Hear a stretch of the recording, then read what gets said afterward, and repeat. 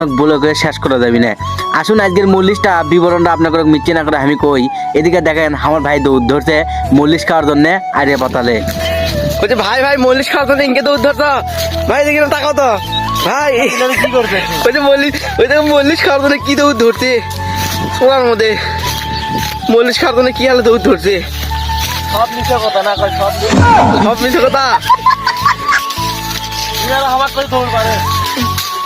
যাই হোক ঘটনা তো সেটা না, ঘটনা হচ্ছে আপনি যদি বাড়ির 80 মন গোস্ত জব করে গরু আনদেন, ধৌরু ছাতা কি কই, 80 মন গরু জব করে গোস্ত আনদেন, তাও তো মনে হয় এঙ্কা মজলিসের মতন স্বাদ কোনোটি আপনি পাবেন না। এই দিকে তো দেখেই পাচ্ছেন গ্রামগঞ্জের মানুষ মল্লিশ পালে ইনকে ধানে বিউ আর আলে পাতাল দেখে না, সরাসরি ল্যাকটস করে বসে যায় আলু ঘাটি খাওয়ার জন্য। আর আমরা মল্লিশ যেটি আছে সেটি তো মিস করবো না, সেটা তো আপনারা ভালো করেই জানেন।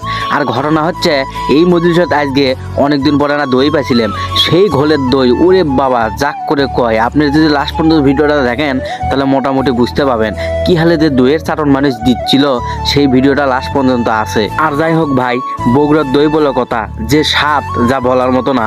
এমন দিকে আবার হামাকের সামনে ভাতের গাবলালে হাজির আছে, সুন্দরভাবে হামাকের ভাত দিয়ে যাচ্ছে। এমন ভাত আমরা দেখিচ্ছি আর লাড়িচ্ছি আর আলু ঘাটির কথা মনে মনে ভাবিচ্ছি।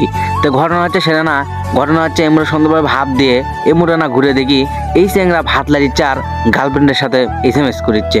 ওর গার্লফ্রেন্ড ওটি লেখছে, আমি না মিচ্ছে করে দেখলাম, করছে যে আজকে যদি বগুড়ার আলু ঘাটি যদি না নিয়ে আসো তাহলে তোমার সাথে আজকে ব্রেকআপ।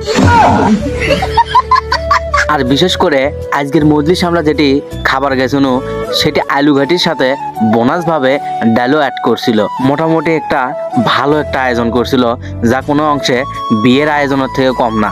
কৃষক এই কথাটা করলাম সেটা হচ্ছে খাওয়া দাওয়ার শেষে আমাদের ঐতিহ্যবাহী বগুড়ার দই কিন্তু আসছিল। এই মুড়ো আবার এই চ্যাংরা দইয়ের কথা শুনে করছে আজকে দই আগে আসুক, এমন একটা চাটন দমো, চাটন দিয়ে আজ ভাইরাল হয়ে যাবো। যাই হোক এমুড়ো অনেকক্ষণ ধরা বুটের ডাল দিয়ে ভাত টাত খাইয়ে এমুড়ো অপলোক দৃষ্টিতে আমাদের এই বগুড়ার আলু ঘাটির দিকে হাড়ির দিকে রইলাম চাইয়ে যে কখন আসবে না বুলটুর সাথে করে নিয়ে আমাদের কাছে। কি আর কমু ভাই আপনাদের আমাদের বগুড়ার দইয়ের যে স্বাদের কথা 64 জেলা মানুষেরা এটা ভুলতে পারে না।